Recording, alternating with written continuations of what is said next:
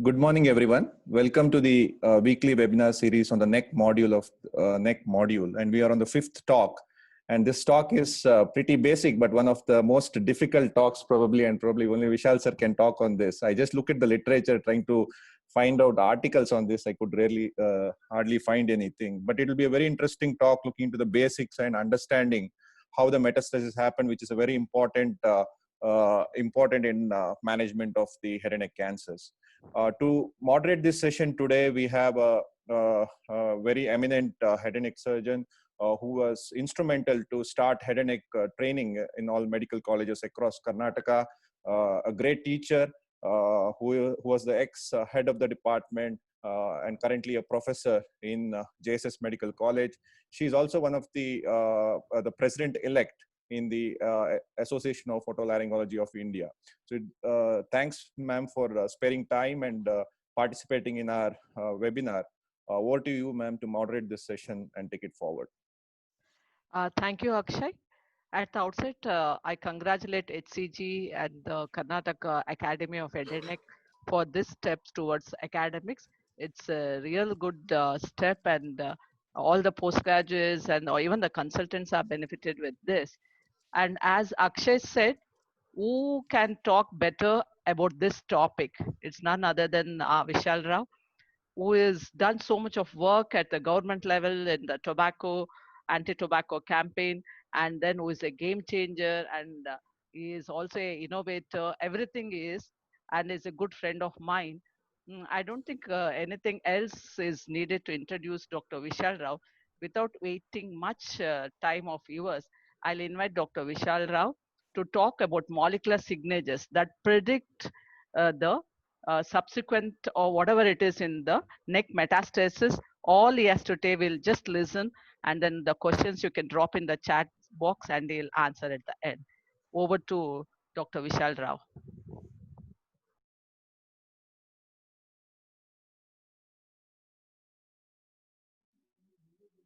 So, Bhargav, can you make Vishal sir the co-host for sharing?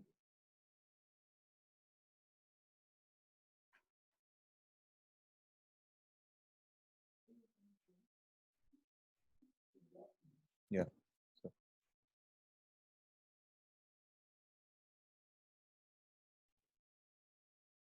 Keynote shares. Play. Very good morning to all of you. Today I will be speaking on the topic of molecular basis of neck metastasis. So first of all, I would like to thank my colleague Dr. Akshay here for has been spearheading all these organizations, and Dr. Bharati Madam, who has been our mentor, guide, and a great pillar of support, and always has been a pride for Karnataka. Today she stands tall as one of the woman presidents of the AOI, and she has always been a great encouragement to all of us youngsters to keep pushing our work further. So without much ado, I will speak on this topic today. Now I represent HCG. HCG is a chain of cancer centers, but we are also into infertility, precision medicine through our diagnostic centers of Strand, and we have a few general hospitals. We are currently at about 26 centers across the world, and we've entered into Africa, Vietnam. We have presence in Asia and across the country. We got publicly listed in 2016, and from then on, we've been consistently expanding our care in the private sector. At HCG, we run a comprehensive head and neck fellowship program, which is affiliated with the Rajiv Gandhi University of Health Sciences, and we are also affiliated with the Royal College of Surgeons, who give us a joint degree for the fellows from the Royal College of England. With this, I would like to outline today's topic and tell you about neck metastasis. Now, interestingly, this is a very, it's a very, I would say, uh, a topic that has not been got too much of attention.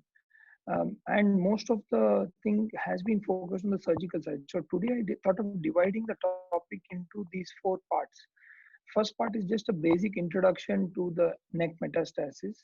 then mechanisms, which include the anatomical, the cellular, the genetic, and epigenetic. Give a little brief about special issues and future directions. So I thought I'll broadly divide it into this. Now, this is a very old slide, very popular slide. We all know about this, that it's the single most prognostic factor in squamous cell carcinomas of the head and neck region. When it is N0, the prognosis is the best. When it becomes N plus, the prognosis drastically reduces to 50% of it. And when there is extracapsular spread, the further outcome reduces by a further 50%. So naturally, we all desire to be at the bottom of the pyramid, the inverted pyramid, the top of the inverted pyramid, or the bottom of the pyramid, sorry. So the inverted pyramid on the top has the N0 neck, and that is the one that gives everybody the best outcomes. The moment the neck becomes N plus or N plus with ECS, we know that the outcomes are dismal, and no matter how much you make an effort in cure, the outcomes need not be satisfactory. Now, what is more interesting is that the cervical lymph node metastasis is an independent adverse prognostic factor for local recurrence and distant metastasis. Now, whenever we focus, if you see this, we are always focusing on the gross nodes, which actually comprise of 1/4 of the core issue. The real issue, which has been often neglected in this iceberg, is the microscopic aspects of it, the cellular, the genetic, the epigenetic. And beyond the epigenetic, I am going to emphasize a little on the immunology of these neck nodes.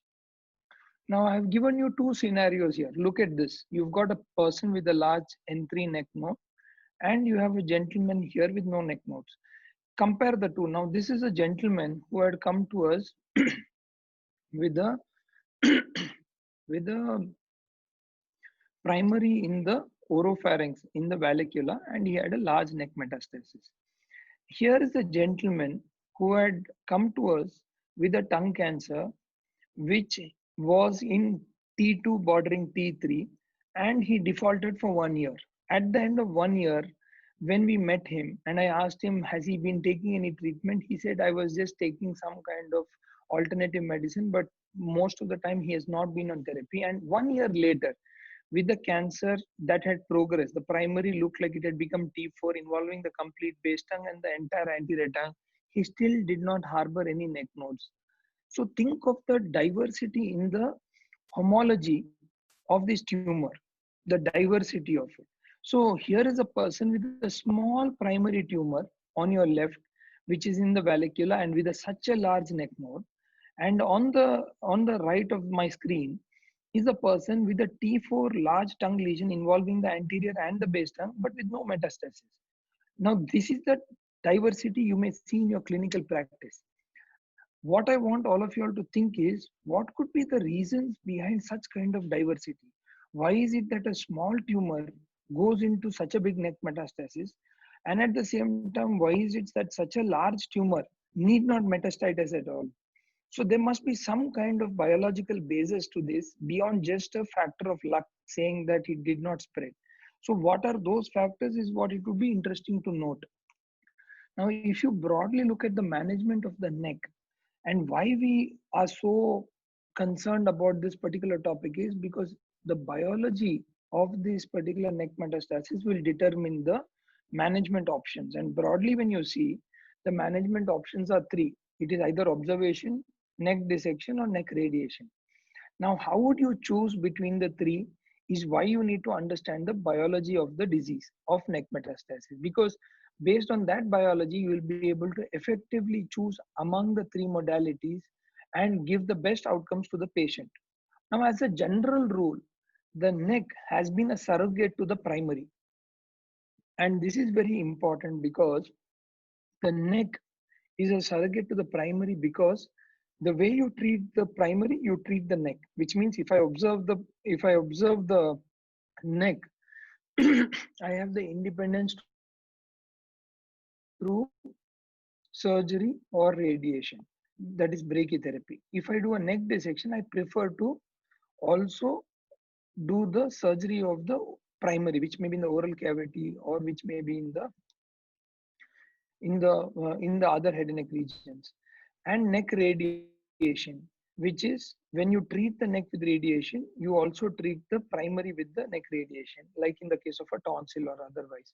So what is very important to understand is that the management of the neck is generally decided by the management of the primary and not independently. So I generally would not say that I will do a tongue resection intraorally and I will radiate the neck. No, you generally would not want to use two modalities.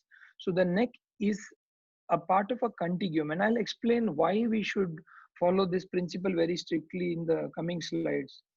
Now, if you see the shifts that have happened in treatments over the years, there has been a paradoxical shift that has happened in treatments. You know, when Boca in 1906 described R&D for the N0 neck, to today, in the largest entry nodes, we are using non-surgical modalities. There has been over the centuries complete drift in the management of principles. Now that has happened because of our better understanding of the patterns of spread, the morbidity of some of these procedures like the radical neck dissections, and modern radiation techniques that have come to our rescue. So this has led to a complete shift in our in our planning of the treatments, and this has largely beyond these three happened because of our understanding of the biology of this disease, also of the neck metastasis.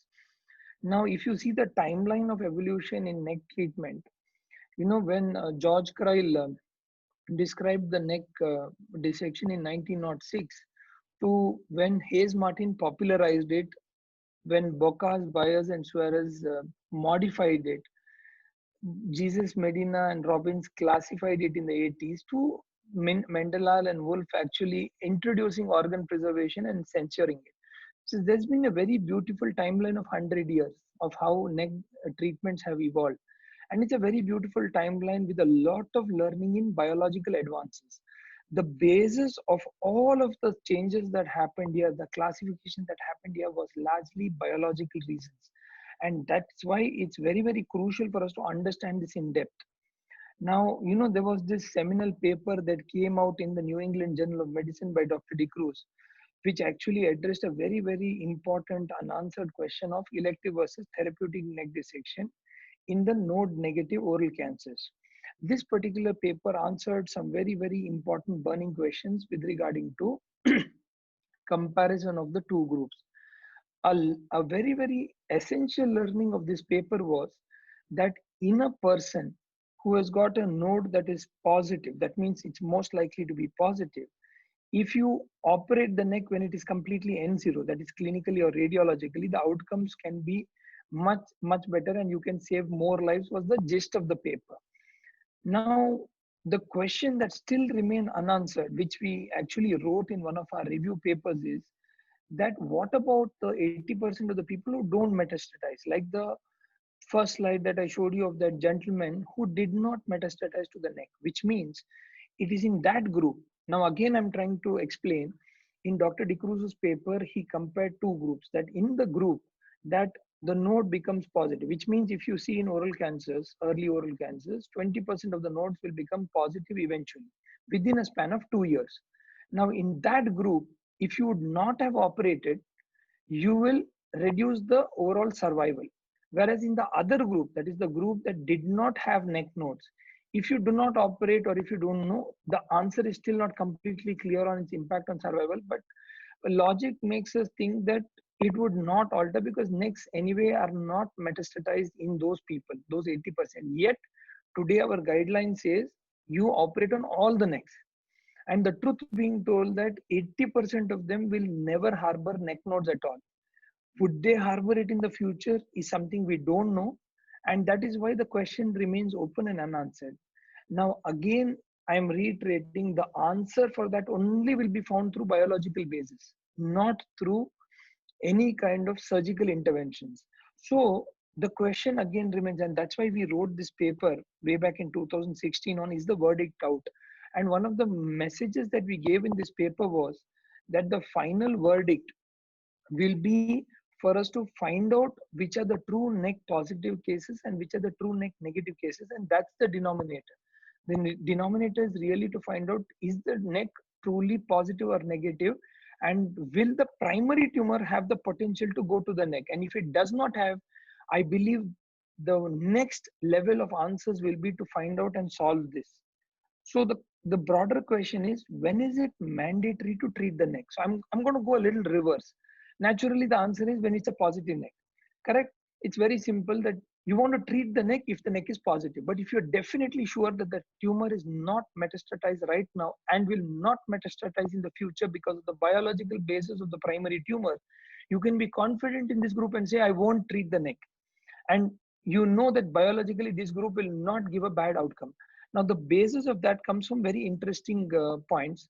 One is the N0 neck having a high propensity for neck metastasis, which means that if it is more than 20% chance of harboring neck metastasis, it is better to treat the neck because of a risk model, which I'll explain to you. The occult metastasis, many of the times using imaging. Now, even Dr. DeCruz in the earlier talk mentioned about equivocal imaging responses that you get, wherein even half of them harbor neck metastasis. The third is the surgical approach to the neck, which means I am raising a cheek flap for resecting buccal mucosa gingiva buccal sulcus tumor. And in the process, when the cheek flap is raised, the neck is open to me. I might as well clear the neck nodes. It does not give me any advantage not to treat it. And lastly, if the patient is very poor for compliance for follow-up, which means you need a very close follow-up. Now, the reason for that is if I allow these early neck nodes to be observed, I mean, he's clinically and radiologically N0, and that's why I don't operate on him or radiate him, but I tell him to be on observation. But he does not come for follow-up. He's from a far-off district or a gram panchayat where he cannot access and he's negligent of his health. He does not come for follow-up. Studies show that even when they've maintained close follow-up, the Anderson's group from Memorial showed that even when they maintained close follow-up, the person came up with a more advanced neck node metastatic stage as compared to if he was operated first itself. So these are some of the categories where we say that in addition to being obviously neck positive, which means radiologically or clinically, these are the 4 areas where we choose to operate the neck because of precaution. Now, why do we do that? Again, the reason being we don't understand today the biological and the molecular basis of neck metastasis, which is why we choose to go for a more cautionary approach that will lead to this. So what did Weiss do? We did a very simple computerized model. What he showed was he did not show something with regarding to, it was more of a statistical and mathematical evidence that he placed. What he did was he looked at what is the optimal threshold for treatment, and that was based on probability of events and getting cured. And if you see these graphs about cure and salvage, so it was a probability model that they did, choosing neck dissection, radiation therapy, and observation outcomes. And based on that, he made a sensitivity analysis. This sensitivity analysis had the probability of occult metastasis, and it had the expected utility. Now, if you see this graph, neck dissection, the utility was much higher and observation was much lower. But there was a very critical threshold at which this would occur, and that threshold was this, if I point out, at 20%. So where they all intersect. So based on this mathematical model, he came to conclude that if the probability of neck metastasis of the primary going to the neck was less than 20%, observation would find its expected utility. However, if the probability is more than 20% by the intrinsic biological nature of the primary tumor, then observation would not find a utility. So that brings me to bigger, more complex questions on the basis of what is the basis on which we currently predict. So if you see the biological basis, we on microscopic findings say the growth pattern, tumor invasive front, PNI, LVI, differentiation or grade like poorly differentiated, the depth and thickness more than 4 millimeters, and angiogenesis like the microvascular densities. These are some of the things we choose. Then we look at tumor features such as the high risk sites. So we consider supraglottis, we consider hypopharynx or the tongue as high risk sites. And in terms of stage, we say if it is locally advanced, please treat the neck. We have non-morphological methods like the DNA analysis, elevated DNA contents, or in IHCs, we look at amplified oncogenes. So these are some of the current methods which I believe are surrogate methods we have used to actually predict the biological basis of the tumor. Again, why I am highlighting so much of this particular biological basis is, if you do not understand this, you will not be able to comprehend the actual value of neck metastasis and why it happens. So with this, what we know is, when do we observe this neck? The best true imaging modality that is available today for us, based on the Bonds paper, which was a meta-analysis, is that of USG guided FNAC. And after this, many other papers have further again come. But what I believe is, among all the modalities that are available today, USG guided FNAC is a fairly accurate method, and the DOR of about 260. So this was a fairly good, accurate method. Now, this is the map that I've put for you for all the stages of cancers of head and neck, all subsides, and looking at the propensity of neck metastasis. Just look at these numbers. You see the numbers ranging from stage wise and site wise. And it's very interesting to note that there's only one small group of people, T1 tumors of this subsite only, and of the vocal cords, which I've skipped here because that's the one that's universally less, that has very less propensity, which is less than 20%. And it's really amenable for neck metastasis. But as you go towards this, I'm telling you, let's take tonsil at 90%, or let's take nasopharynx at 92%. Even if you see the most aggressive of them, hypopharynx at 79 or 73%, two-thirds, almost, I would say 10% to 20% of them still may not have neck metastasis. Isn't it such an interesting biological phenomenon that a high vascular area such as hypopharynx, nasopharynx, or tonsil, even in a T4, may not harbor neck nodes? But we've still not understood all of their biological basis effectively. So there are many risk groups that we currently identify with, which are the low, intermediate, and high risk group. Again, you can read this paper by Mendenhall for more interesting reading. Now, that led to some very interesting contributions that happened from Lindbergh and Dr. Shah from 1972 to 1990. I'm not again going to elaborate because previous speakers have spoken, but what I want to point out is, just imagine the biological basis started with the anatomical basis. So we slowly started evolving our understanding with anatomy, understanding that this particular subsite goes to this particular node. So we try to zero down and understand where can we actually confine the spread of these lymph nodes into. So these are two important seminal contributions. Now that brings me to the lymphatic system. The lymphatic tissue is the home for the immune system, and it is comprised of four parts: the thymus, the lymphoid tissues, the spleen, and the lymph nodes. Today, I'm actually focusing on the lymph nodes. Now, the body, the human body is home to about 500 odd lymph nodes groups, and these actually protect the immune system. So they form the bridge between the arterial and the venous system, and I would say form the fuel station between the artery and the venous systems. If you make a box, a square box, and on the left side, if the venous systems are there, and the right side, the arterial systems are there, and if you draw a central line, that's the lymphatic system. That lymphatic system brings home a lot of relevant material from the interstitial fluid back into the venous circulatory system, of which more than 75% is done by the thoracic duct, and the rest is done by the right lymphatic duct. Now, this particular lymphatic system, which is in the center, actually has several fuel stations, which are the lymph nodes. So I'm going to talk a little more about lymph nodes so that you all understand, before I go into the biological basis, how these lymph nodes function.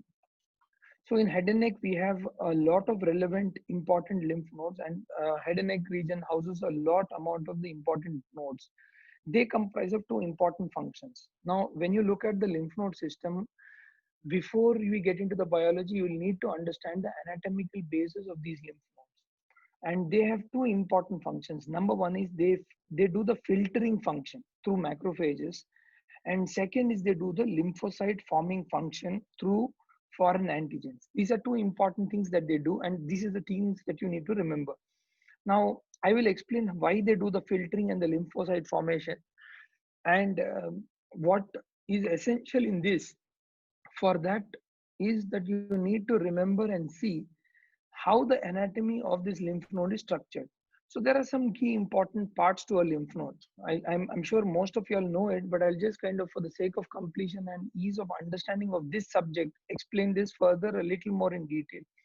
You have the hilum, you have the cortex, and you have the efferent systems, and you have the efferent systems, and you have the lymphoid, the lymphatic nodules, which is an aggregate of lymphoid, and you have the cortical, and you have the medullary structure. So these are broadly some of the things that you need to know. Now, if you again think of it, how the lymph flow, I told you, draw a box. On the left of it is the I'm sorry, I don't know if I can annotate here. No, I can't. Or can I annotate? No, I can't. Anyway, it's okay. So if you draw the box, like I told you, the left is the venous system, the right is the arterial system, and in the center is the lymphatic system.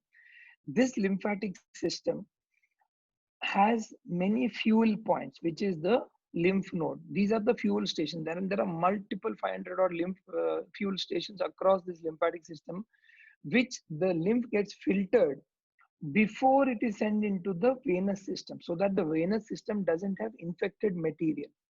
Now, this is a very important checkpoint, or what I call the pit stop for the lymphatic systems. Now the fluid, the lymph, enters through these small channels in the periphery, flow through this entire region of the lymph node, and then come out through the efferent system. If you see, the hilum is very, very crucial, because it is also here that the entry of the blood vessels happen. Now, these blood vessels are very unique, because they lead to a plexus formation, especially in the corticomedullary junction, which we call as the high endothelial venules. I want you to read in specific about high endothelial venules. Different, and they're very special, because these high endothelial venules actually allow the lymphocytes in the circulation, which are generated from the bone marrow, to come to the lymph nodes. So remember that the lymph nodes by themselves don't have these lymphocytes. They are being imported from the bone marrow, which produces all of these lymphocytes, and they come through these channels to enter into this particular area. So if you go back to my previous slide and recollect, sorry, if you go back to my previous slide, I said filtering and lymphocyte formation. Now, if you see filtering, as the lymph passes through this, it gets filtered because all of the lymphocytes are present here. Now, this zone, the broader part of the base is called the cortex. The narrower part of the base, which gets wavy, is called the medulla. And this has got an aggregate of all lymphocytes in it. The T lymphocytes, the small lymphocytes, the B lymphocytes are all aggregated in it. And when the filtering takes place, the macrophages in this particular pool, so imagine that you're pouring water in a cube of ice, and the water is flowing through all the ice cubes into the base, and that's the way the lymph flows into these particular channels and gets bathed into these lymphocytes. So the macrophages get in touch with this lymph and quickly pick up the foreign materials like bacteria and other elements, to clear them out and throw them away. And that's the filtering process. The second is the antigen. If they find a virus or a bacteria entering into the system, the macrophages which are here quickly get activated. So if you see these white spots here, that is what we call the germinal centers. Now, if a lymphoid nodule generates a germinal center, it's called secondary center. Now, that's not more important for us, but what is important is a germinal center or a germination center happens when a particular group of lymphocytes are exposed to an antigen.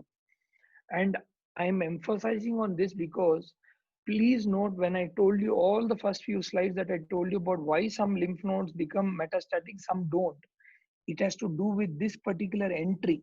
So as the lymph nodes enter, as you see over here, the metastatic cells enter into the system from here and go through these channels. They are exposed to several lymphocytes which pick up the antigenicity of some of these lymph nodes. And based on this antigenicity, they trap them and try to kill them. And some of them without antigenicity flow out without any trouble. So that becomes the biological basis. Now, in the same time, the lymphocytes that come into this particular high endothelial venules have several, this is a very interesting thing. Their histology is made up of cuboidal cells. So they go on tagging and getting attached to the surface of the endothelium, the lymphocytes get, and then slowly squeeze out to enter into what we call the very interesting thymus dependent zones. So these thymus dependent zones are actually high concentrate aggregates of T and B lymphocytes. This mechanism is very, very crucial for you to understand if you want to understand the biological basis of it, because the biology of the neck node metastasis begins in the anatomical basis of it. It begins in the endothelial surfaces of it, where actually in the high endothelial venules across all the epithelial lining, the cuboidal epithelium has across its entire epithelium a sheet of T and B lymphocytes which are there ready to enter into the system and get into the thymus dependent zone, which is called so because it imports all the cells from the thymus to this particular area and be ready for any kind of an attack. So whenever the neck metastasis happens, the circulating tumor cells, metastatic cells, get into this particular system and enter into this area and invoke an antigenic response. And that is what I'm going to explain in the coming slides. I hope people are not getting bored with biology. Okay. So now if you see the lymph node metastasis, the cellular basis of it, what is important for you to understand is at a gross level, we are using the primary as the focus. I'm using one of Jyotsna's diagram which is published recently in oral oncology. Is it? Oral oncology got published on soft tissue deposits. So again, the primary is where we focus, and it goes into the neck. As it goes into the lymph node metastatic, there is a lot of interesting things that happen within these particular circulating cells that they extravasate and then enter into the lymph nodes, and from there come out of the lymph node system to enter into the soft tissue deposits. Now, why we are explaining this again is the basis of it. I'm explaining this because you have to understand there are two important principles here, or which I'm going to again come in the next. Okay, that's in the next slide. But what I'll tell you is this is what I built as the roadmap for metastasis. So if you see, the most crucial aspect of the roadmap for metastasis is invasion. So remember, the one single thing that differentiates a benign tumor from a metastatic tumor is invasion. And this is a multi-step cascade. So the beginning of this journey begins with infiltration into adjacent tissues. Now that infiltration, for it to begin, the basement membrane and the extracellular matrix have to get degraded. Once they get degraded, the cells become what they call uncluttered, independent. And this itself is a very important part, because unless these tightly closed cluster of cells break from each other and become independently isolated, they will not be able to spread. So remember, a group of people tied to each other in a rope cannot move fast. So that is how the tumor cells behave. They're all tightly locked up in a rope. Someone needs to come and cut the rope so that 2 or 3 of them at least become independent and have the power to spread. That's the beginning step of the metastatic process, what we call degrading, where the basement membrane breaks, and I'll tell you all how, and the extracellular matrix actually supports it in this to break the basement membrane, and then that opens a long road for it to metastatize. And in this, there are two important words that you should remember: integrins and cadherins. Because if you are to summarize the entire story of metastasis and invasion, these are the two people you should be talking to. They are the adhesion receptors, and the integrins especially control cell motility, survival, and proliferation. So the first step when the ECM breaks the membrane is it contacts these adhesion receptors, which actually help you break it. So there are two important parts here. The integrins, contrary to their name, they don't integrate, they actually disintegrate. So they actually are adhesion receptors that break the integrity of the cells and move them, and thus help them to survive and move faster and proliferate. And the cadherins, which actually try to break, they are actually cells that are the receptors that are required to model the cell adhesions, which means you need to have down regulation of cadherins, which are required to tighten the rope. The cadherins which tighten this rope need to loosen them. So there is to be downregulation of these cadherin receptors, and the integrins, which are supposed to loosen the rope, increase. So there has to be a balance where integrins increase and cadherins reduce. When this ratio happens, that's when cells become loose, cells become open, and they acquire the invasive and metastatic phenotype, and they start to spread. So if you broadly look at the story, I told the roadmap. Now I'm showing you the roadmap here. The cells accumulate, they extravasate, and this is when you see the epithelial mesenchymal transitions occurring. When the transitions occur, they start acquiring this thing. They extravasate. They kind of break the basement membrane. They come out of the basement membrane by degradation process. Then they go through the intravasation process where they enter into the circulation. And once they enter into the circulation, they can again extravasate into the extracellular compartments. They can into organs and other things.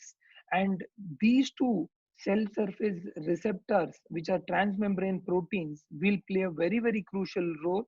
Remember, again, integrins do not integrate but disintegrate, and cadherins are the ones that actually get down regulated, and hence the tight ropes become loose. So this way the cells become independent, disintegrated, and start to grow.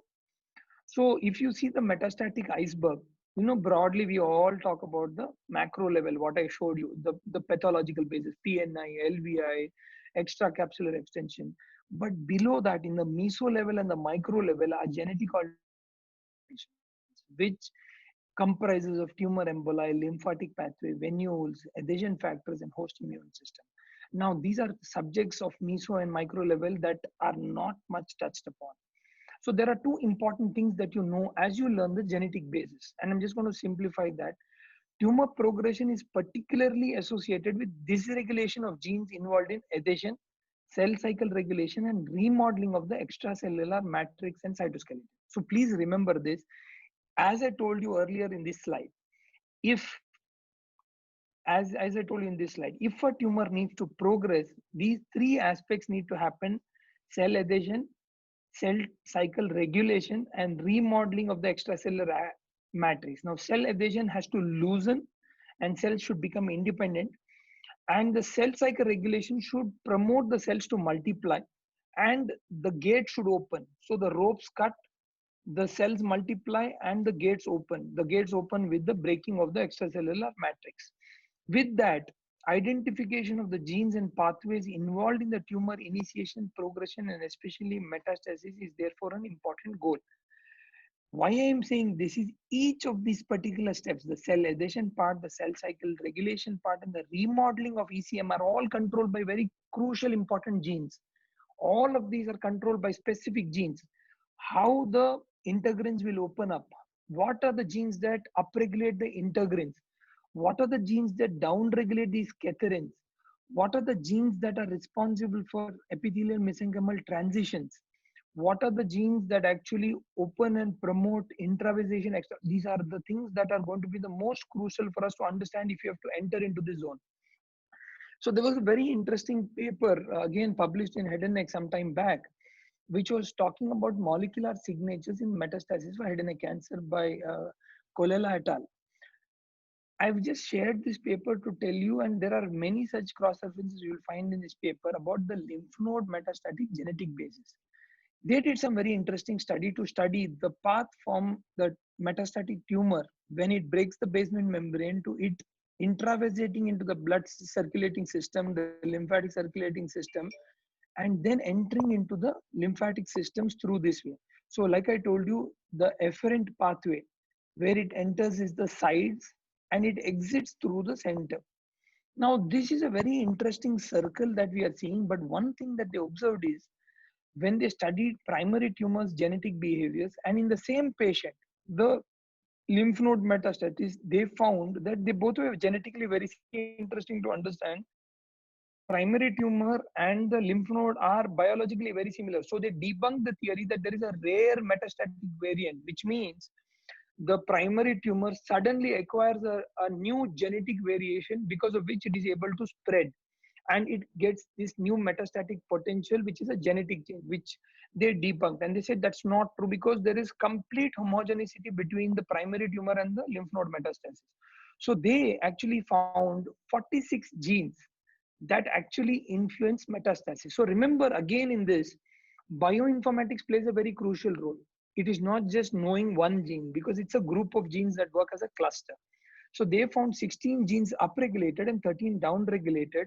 And these are the 46 that I spoke about that control cell adhesion, cell cycles, as well as the other aspects of the invasion, like the extracellular matrix. So between the three steps that I told you, the adhesions, the cell cycles, and the extracellular matrix, these 46 play a role. And these 46 were something that they identified and compared with various other literature. So they're working on building a panel, and maybe that is what we also should look at in India, to see how can we use these modalities to plan and predict our neck metastasis better. So if you were able to, in the primary biological tumor itself, know what is the neck metastasis potential, you'll be in a fair, accurate position to actually explain this. So again, a very important thing that I wanted to share here is, remember, we always assume that the normal cells become pre-malignant and then become cancerous. In the process, we think that it is from epithelium to the stroma that the work happens. Today, we know that it is from stroma to the epithelium that the work is happening. It is the reverse way. Now that has had huge implications on epithelial tumors, because we believe and assume in epithelial tumors that it is the epithelium that has to act first because of the carcinogenesis cascade. Now that has had strong implications on the, how much time do I have left? I have some time left.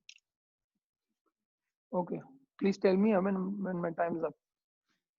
Okay, so based on this, you see that the biological basis of the tumor starts in a reverse pattern. That's the stroma changes, and with the stroma changing, the epithelium starts to communicate. So the assumption we had earlier that the epithelium is communicating with the stroma was a partly wrong assumption. Now we know that it is the stroma that starts to communicate with the epithelium and tell it to change. And that is why the earlier slides become more relevant of what I explained to you. So the fact that the tumor progression is reflected in remodeling of the extracellular matrix is consistent with the observation that epithelial mesenchymal interactions are critical factors of tumor cell behavior. So if any of you all want to pursue PhDs, please take up these topics, because this is where you will see the future of research lie, in terms of reverse communications between stroma to epithelium, in terms of understanding how lymph nodes actually pick up antigenicity and are able to actually propensity. So the most interesting aspect among these two, which I wanted to share with you, is as the cells enter into circulation, it is only those few specific cells which are non-self antigens, which are picked up by the lymph node, are the ones that are eventually going to get stuck in the lymph node and going to lead to metastatic spread. So it is not that even if there are 100 circulating tumor cells, not all of them get stuck in the lymph node. The reason for that is they have not reflected necessary amount of antigenicity should be picked up by the T and the B lymphocytes in the lymph nodes. So now the question was,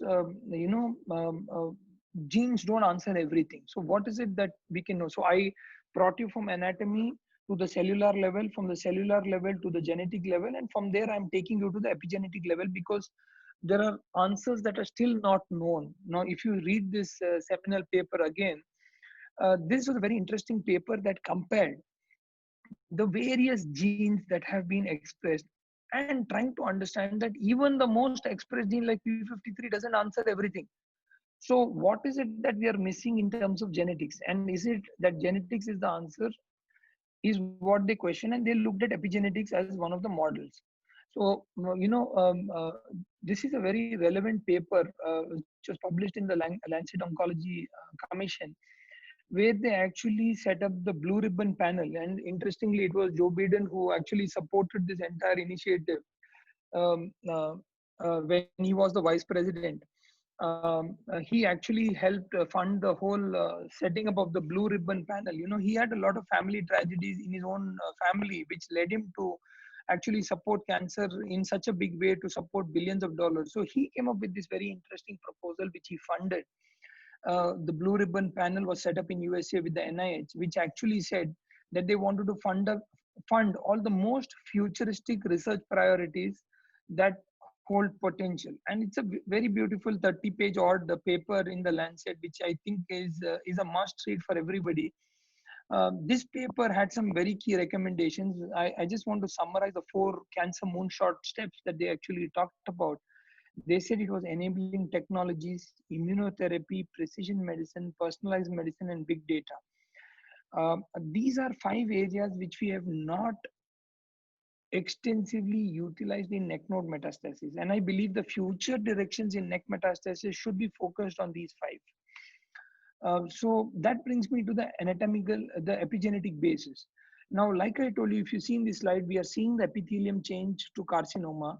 We are parallelly seeing at the subepithelial level a whole lot of changes happening, which are there. Now, when you see this, there is a T53 mutation, there is a cyclin D1 amplification, the PTEN activation.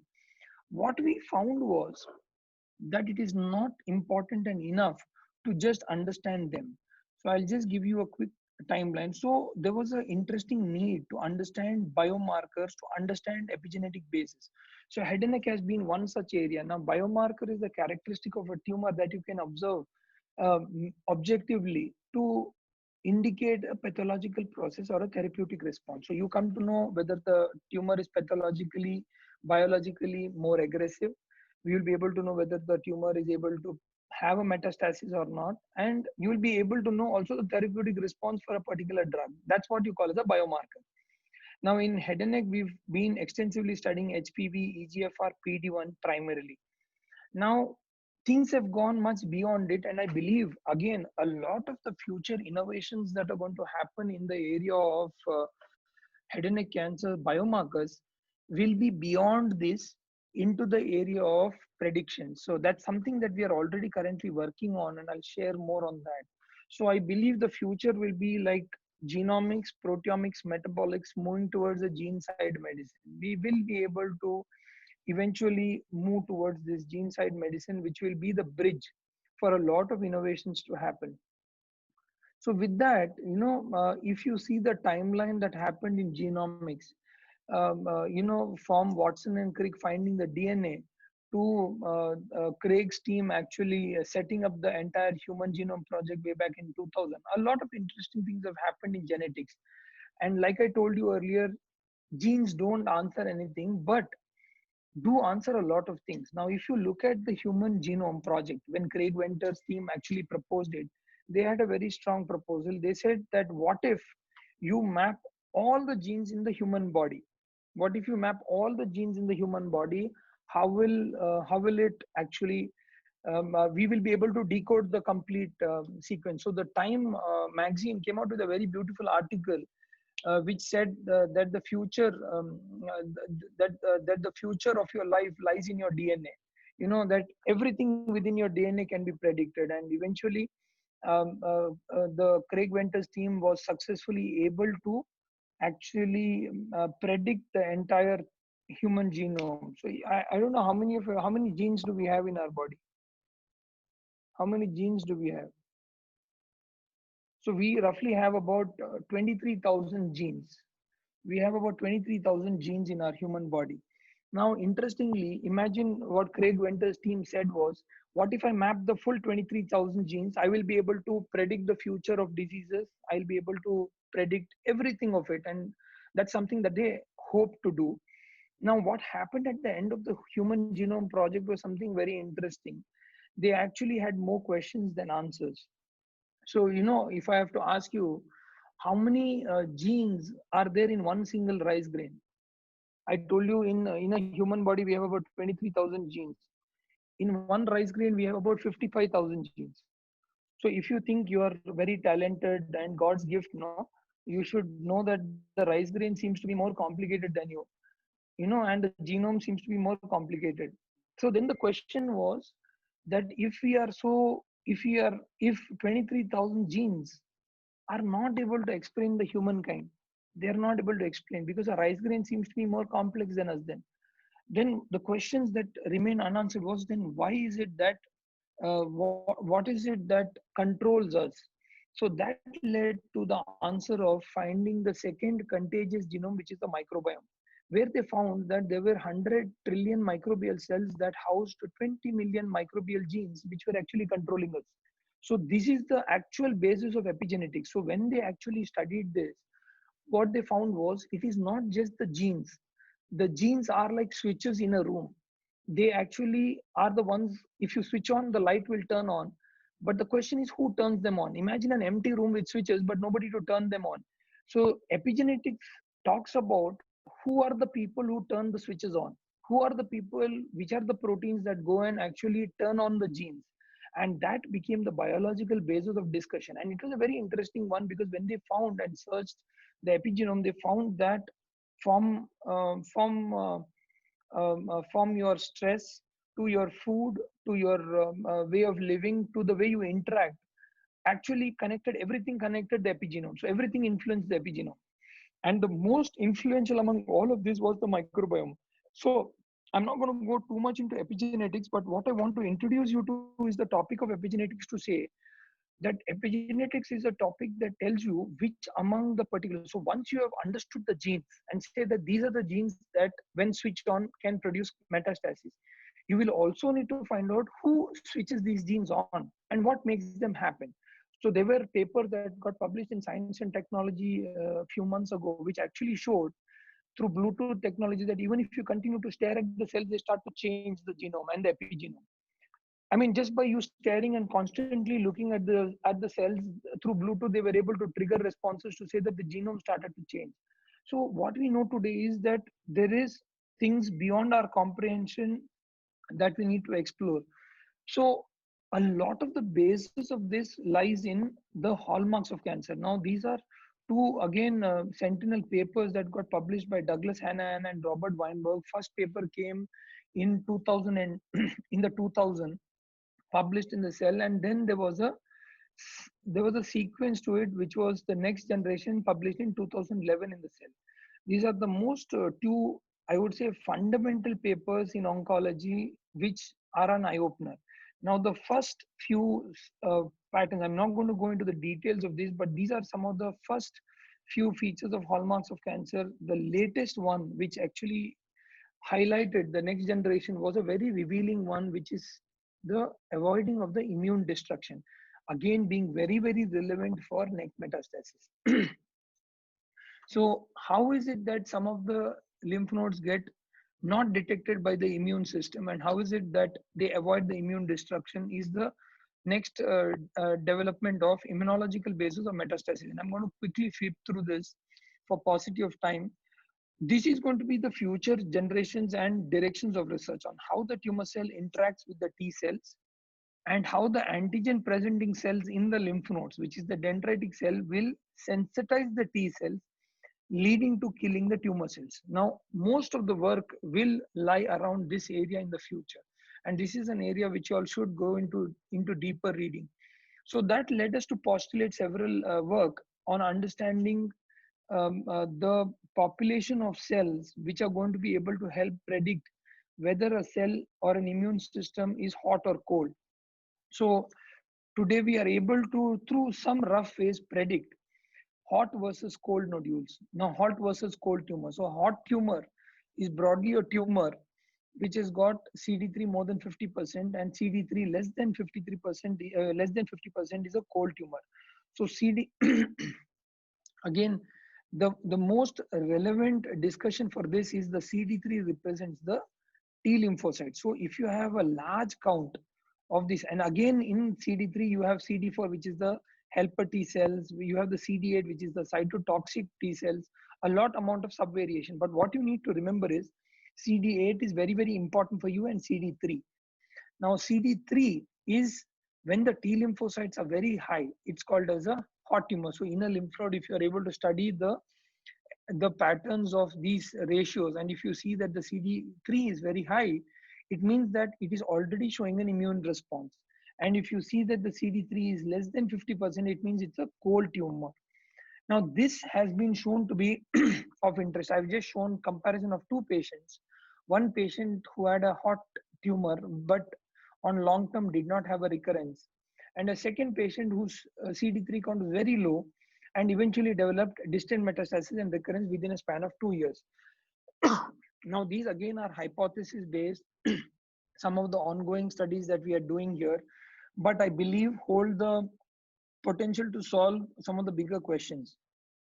So one such thing that we started doing with Prashant and Dr. Govind Babu was studying the circulating tumor cell clusters.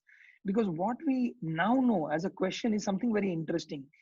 Earlier, what we said was there was something called as the seed and soil hypothesis, which means we said that the seed is the tumor, like I told you, that the cell breaks away from the rope, independently becomes, and then starts to travel and creates a road. While that is the seed, and then it finds a nice harboring place like a neck node metastasis where it goes and looks at the soil and then harbors itself. Today we know that that theory of the seed and soil may not be fully true. In fact, what we now know is that the seed also carries with it its own soil. So the seed, today we know this tumor is carrying with it its own microenvironment. And it is this particular microenvironment that actually stimulates the cluster formation, and tighter this cluster, the more aggressive the tumor. And I'm going to share a few interesting findings, not going into the depths of it. So my dear friends, please remember the key to understanding this is that the seed carries with it its own soil. Today we know that it is not that the seed is searching for the soil. So there are this particular method which we are doing in collaboration with IOB looked at circulating tumor cell clusters and not individual circulating tumor cells. Now, why I am saying this again to you is, it's very important today. There's a lot of interest in liquid biopsies, isolated tumor cells, single cells. You need to understand a cell that will get implanted, that will have the potential to metastatize, is a cell that carries with it its own soil.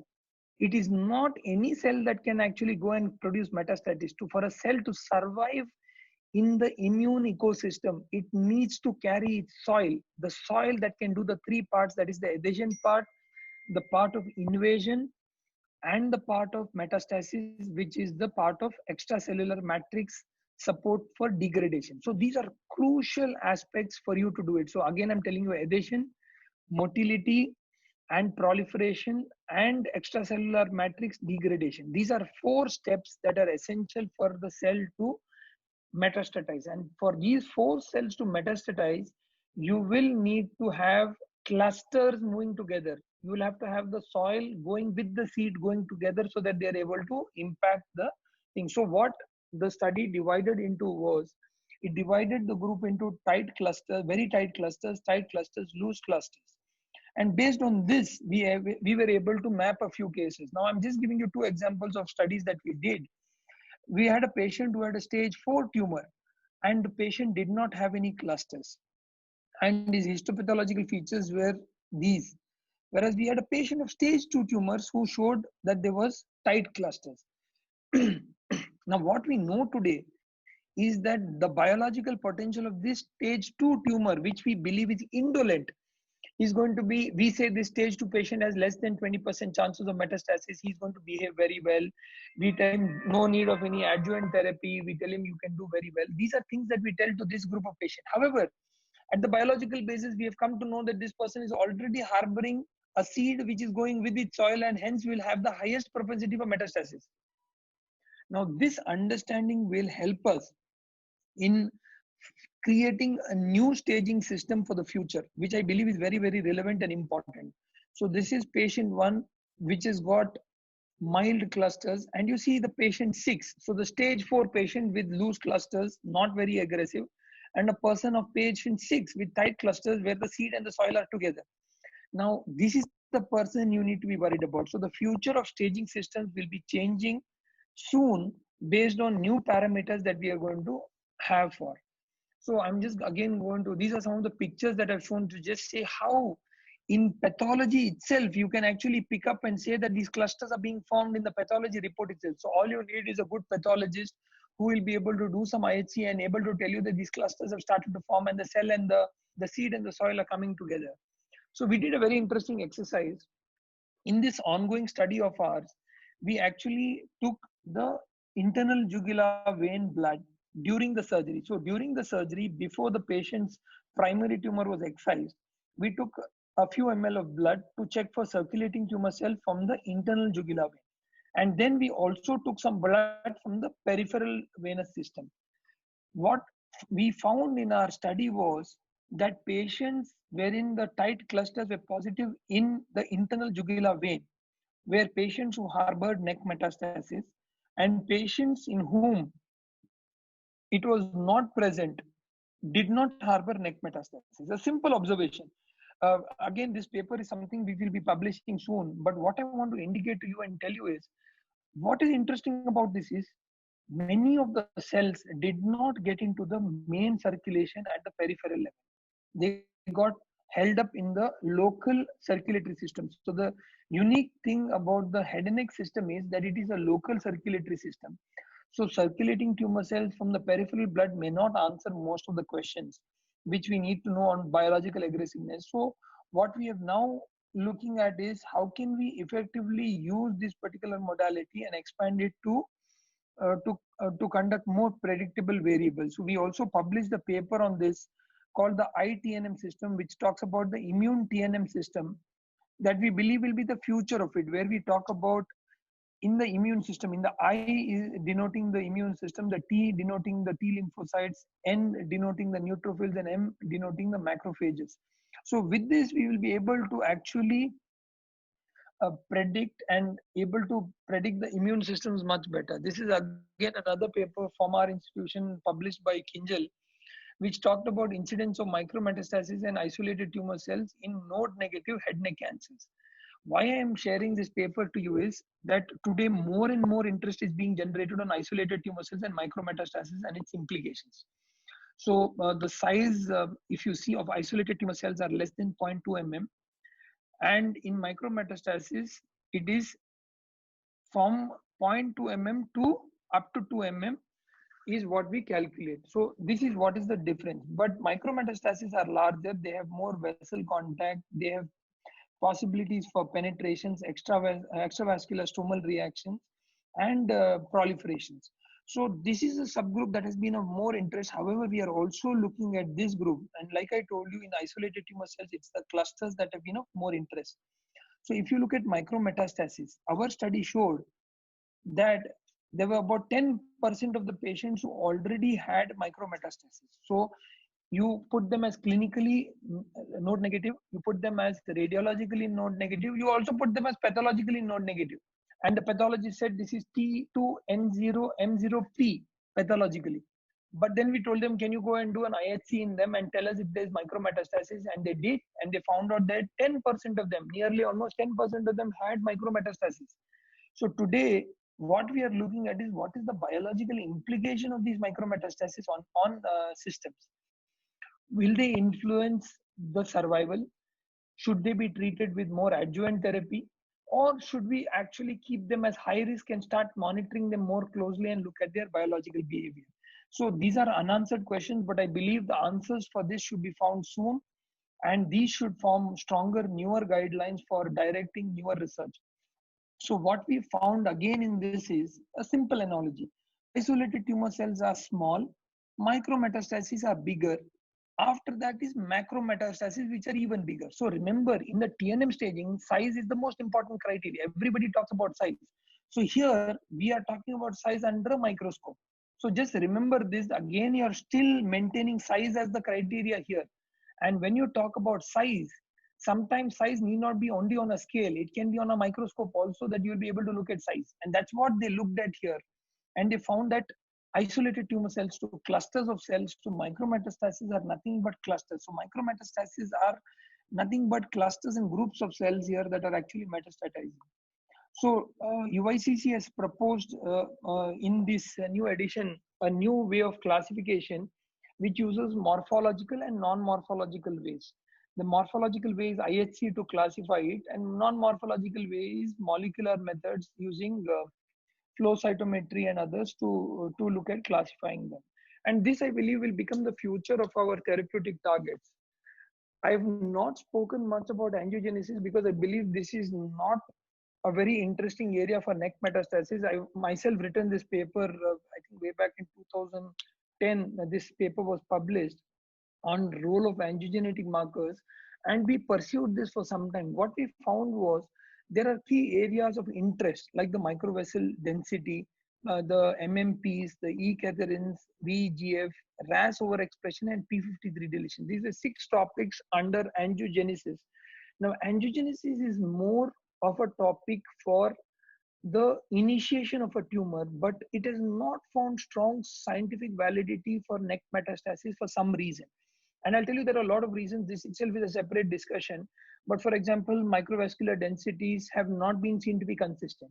And MVDs they've been finding it difficult to find out the difference between MVDs from new angiogenesis versus existing MVDs. The markers for MVDs have been not consistent. So there has been a lot of weaknesses in these systems. And again, MMPs and E-catherins are very important for extracellular matrix breakages and penetrations, extravasation. So again, going back to the principle of cell adhesion, motility, expansion, and extracellular matrix. So these are things that have not seen the light of the day. A lot of new interest is currently happening in the area of intratumoral lymphangiogenesis. That's something that's being worked upon right now. Again, the field is open for more study there on understanding how the tumor within its homogeneous environment is allowing for lymphangiogenesis to happen, how the isolated tumor cells and cell clusters interact with the lymphangiogenesis, and has that been a predictive area to understand neck metastasis? Neck metastasis is something that we are not clear with.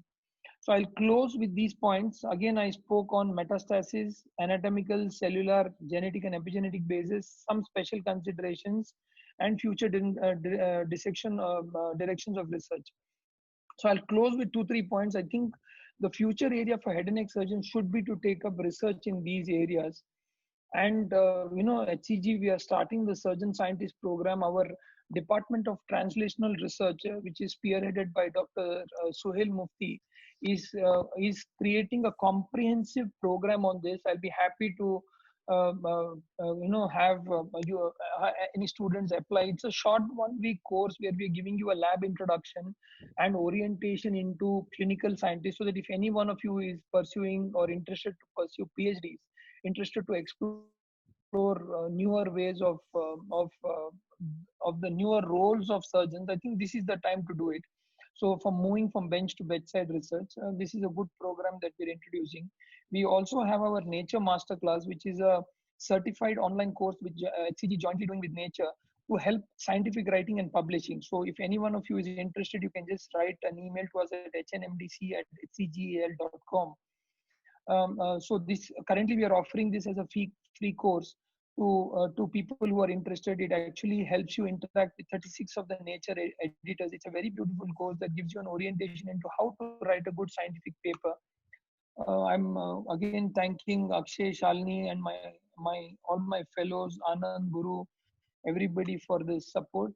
Thank you very much. You can ask me some questions. Have I overshot time? Yeah. Vishal, it was a lucid talk, very good, informative. I don't think anyone would have done justice for this talk except for you. Very good. Yeah, and there is a question from Dr. Narayan Pandey, talking micrometastasis and molecular basis of disease. How accurately you think post-op histopathology predicts the lesion and need of radiotherapy, if any? So I think sir's question is very relevant. See, this has been a bone of contention all these years. So Dr. Johannesson Johnson, in one of the very interesting papers, showed that if you continue to more meticulously look for nodes by the pathologist, you will be able to pick up more amount of metastasis. Number one, you will be able to also pick up in one single node, if you dissect it and study it in detail, you will be able to pick up even extracapsular extensions, which are microscopic even better. And if you do IHCs, you will be able to pick up micrometastasis and others better, which will have strong implications, because at the end of it, a surgeon represents what a pathologist tells him and converts it into a clinical information and translates it into an effective treatment. So when our basis of our treatment is biological, because it becomes very crucial for us to have a good working relationship with the pathology team that we are able to regularly interact with and know what their SOPs are. And this is why I believe that SOPs in pathology is very crucial. That means they have to have an SOP in place on how many nodes do we routinely dissect, in each node, how many sections do we study, there has to be a standardization of this method. And that is when we will get more accurate results, and those accurate results will be able to convert into effective treatments. I hope that answers it, madam. Yeah. And the other question is, I don't know the name. Kindly discuss the molecular basis of skip metastasis. So again, skip metastasis, I believe, has to do more with anatomics than with biologics. And the reason I'm saying that is, many of the times we focus too much on biology. It need not be. So for example, I was talking to a group of biologists and telling them, if you look at skip metastasis, sometimes when you say that, why did the node go to the right? It has to do with the anatomical pathways and has nothing to do with the biological basis of it. One, but if you have to consider the biological basis of it, like I told earlier, the most interesting aspect of skip metastasis is the combination of tumors in transit. The tumors in transit play a very, very important role, because a lot of the times, for example, this is something that Dr. Faki in one of his earlier trials alluded to, and after that there have been many papers on tumors in transit, which means, let's say I'm excising a tumor. So when I go to excise a tumor, let's say a T2 N0 M0, I've done a neck dissection. First I do the neck dissection, and then after that I remove the primary. Now, after I've done the neck dissection, while I am handling the tumor and I'm removing and resecting the tongue specimen, during the handling, there is known that there can be tumors in transit. Now, where do these particular lymphocyte, these metastatic tumors go to? The lymph nodes in this channel are removed, so they travel to the opposite side. So a lot of the time, similarly, skip metastasis can happen if it is pre-treatment and treatment are two different variables. If it is pre-treatment, skip metastasis has two reasons: the anatomical part and the immunological response. So like I told, when the circulating tumor cells pass through lymph nodes, if the lymph node has the right amount of germinal centers, which is already sensitive to the foreign antigen that is expressed by the circulating tumor cell, the lymph node, then you will be able to get a good antigenic response and the lymph node can get trapped. However, if the lymph node doesn't have the necessary germinal centers, if it is not having the dendritic cells that can present the antigen, the tumor cell will get skipped from that node. Now that is dependent from lymph node to lymph node, checkpoint to checkpoint. So that is why we believe that sometimes skip metastasis happens, because that one single node, which we believe was the first echelon node, need not have had the antigenic specificity that could have picked up the node, and that has led to the second one. Yeah. Dr. Ravi Shankar is asking your view regarding FNAC and its role in extracapsular spread. I think in the current role, we trust in FNAC a lot, and we prefer to do we prefer to do a USG guided FNAC, because the sensitivity and specificity of FNAC, which is USG guided, is better than a plain FNAC, number one. So it is worthwhile doing this. And with regarding to extracapsular spread, if it is a soft tissue deposit, I mean, I'm assuming that he's asking the question that there is an extracapsular spread. So in those cases, FNAC is a good modality and it need not be done USG guided, because extracapsular spread itself means it is already spread. But if his concern is that if I do an FNAC and prick it, will it lead to an extracapsular spread? Maybe that is what he is trying to ask. Yeah. Now all studies till date show that when you do an FNAC, If you are planning to delay the treatment by next 6 months, we don't know what the answer is. But most of the time we do an FNAC and after that immediately treat. So the implications of extracapsular spread are virtually nil. And that is what studies have time and again shown, that the tract that we create with a fine needle is going to be so thin that it is not going to be leading to tumor cell implantation. And that's what studies have consistently shown. And hence the theory that extracapsular spread can be happening because of FNAC needle implantation in the cells is untrue. Yeah. Dr. Vinayak has asked, you mean stroma means it is the basement membrane? You said The stroma, stroma and the cellular component is said. Stroma means is it the basement membrane? That's what his question. so the basement membrane is not the stoma. The stoma, when I talk about it, is the cancer cells that live within a group of the ecosystem. That means the collagen. There are several other support structures that are present there. The Matrix. myofibroblast. Yeah, Yeah. those are very, very crucial. That Okay. aspect of it is very crucial. Yeah. So And another that question. comprises of the stoma. Okay. Another question from him only. Does micrometastasis and immunity go hand in hand? Completely, and that is what we have learned to understand, that micrometastasis, immune, and which is what I explained all through to tell you that do not disconnect the anatomical part from the cellular part, from the genetic epigenetic part and the immunological part. They are all connected, they are all interconnected, and they are all talking to each other. So if you see one single lymph node, inside it are several kind of puzzle crevices which the tumor has to pass through. It gets trapped in one of those particular lymphocytes, which actually catches it, raises an immunological response, tries to kill it, builds germinal centers, and that's when the lymph node grows there. So the immunological part of it is so closely connected to the biological part of the tumor, and they're both interacting. Yeah. Dr. Hani Ashok from Bangalore has asked how to predict the metastatic potential of a T1 case scenario. So as of now, what we know, madam, is that in T1 cells, the example that I gave you, the circulating tumor cells is one thing that we are using currently to predict metastasis. The reason being, in our own studies that we did, we found that T1 tumors also had circulating tumor cells that were having tight clusters. And I'm talking about, our studies were more on clusters, and this particular method doesn't use a technology. It uses cell culturing method. Now that takes about at least a week, 10 days, but is an effective method. Now currently we are in talks to look at identifying new technologies, which we are in talk with two important institutes from USA to transfer their technology, which can, in a machine method, in 2 days tell us, or in a couple of hours tell us that the circulating tumor cells are present or not. Which means, imagine you're in the OT, you take the blood, you send it for reporting like a frozen report, and it tells you that circulating tumor cell clusters are present. So you now know that in this particular group of patients, they have a higher propensity of neck metastasis, and you would rather address the neck more in detail, do a proper MND kind of a thing. Is the way we are currently looking at in the current modalities.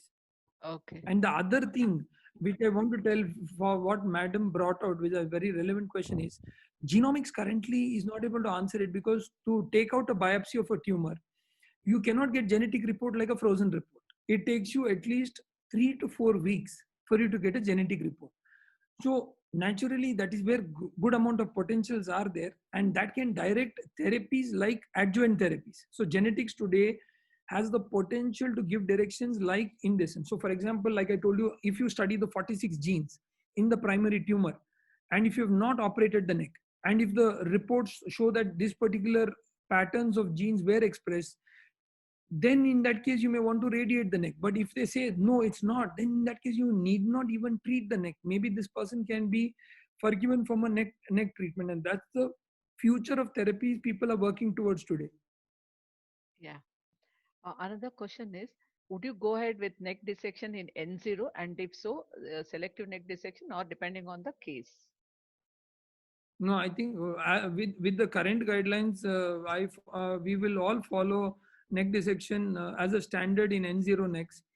like I showed in the earlier picture, which I put in the graph, other Yeah. than early oral cancers, all the other ones have a propensity of more than 20%. So there is no question of you not treating the neck.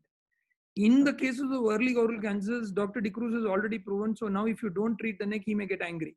So it's better that we treat the neck in all instances. With these current guidelines, our current methods are showing that we should treat the neck. However, what Selective or we need to understand.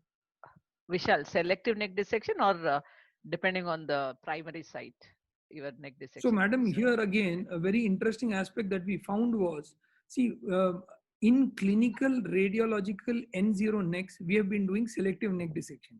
Yeah. However, our own experience is that as high as 50% of them can harbor small neck metastasis in the final histopathology report. As high as 50% of them. To sometimes based on the stage of it can be up to 20%. So which means eventually almost half of them may require adjuvant therapy, but at least the chances of them being in level 4 and level 5 are less, so we need not address it as an effective thing, so we follow a selective neck dissection. Okay. And another question is, what is the reason for a pathological node to be rounded? The shape of So the the most pathological common, node. yeah, I think the first diagram that I showed of the shape of the node, I think, I don't know if I can, maybe I'll just quickly show that slide so that that kind of answers their question.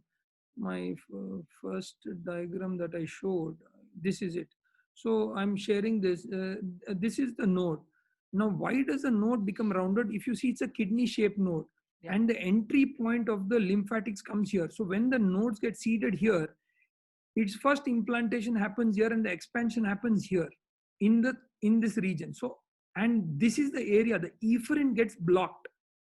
Now the tumor emboli and the lymph nodes first block the efferent, and that's when the nodes becomes rounded like this, in this shape. And that's why you see the rounding happening because of the blockage of the hilum, that this particular area becomes rounded. I hope that answers it. Yeah. And all others have like appreciation for you, superb lecture, tremendous explanation. And Ani Ashok also has one more question. How do we translate this in clinical practice? Translational So reason. even we are currently exploring that, madam. There are two ways we have thought of. Number one, like I told you, those 46 gene signatures, we are also parallelly validating ours. We have found about 76 odd gene in our own studies, which are novel. So what we are looking at is, can we create an own genetic panel? Let's say I'm just giving a clinical scenario, T1 tongue lesion, we have operated the tongue, we do not treat the neck, and we study the genetic signatures. And if we feel that the genetic signatures exist, then we treat the neck with adjuvant therapy, and that can actually give rise to better controls, we hope.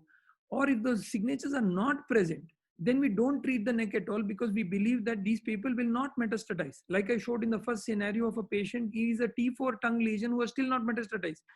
These people may not have these genes regulated at all. That is one implication. The second one is the circulating tumor cells in clinical practice, I believe, is a great potential for a clinical, which can objectively tell us whether, if there are tight clusters present, we know that the seed and the soil are together going, and these patients will metastatize. So in those cases, if you can get a frozen report through circulating tumor cell machines, if you are able to keep them in the future, we will be able to give a direction and say, yes, this particular patient needs immediate neck dissection. If there are no circulating tumor cells, we'll be able to direct therapy. These are again futuristic postulations. We are not saying that these are going to come, but these are where the efforts will go on in these directions. I hope that kind of answers. So Yeah, these, yeah. I believe, are the clinical scenarios we may face. Vishal, that's all questions we have. I think Thank you. Thank anything you. you want. Yeah. Thanks, Dr. Vishal. Thank Thank Dr. you. Thank you, Akshay madam, for for sparing your time. I mean, you've been very generous and kind in your words. Oh, no, Thank you no, very much. it's my, I'm very honored today. Thanks, Vishal. And I thank HCG team for this wonderful program they have. I thank everyone. I thank all the participants also. Thank you. Thank you. Akshay,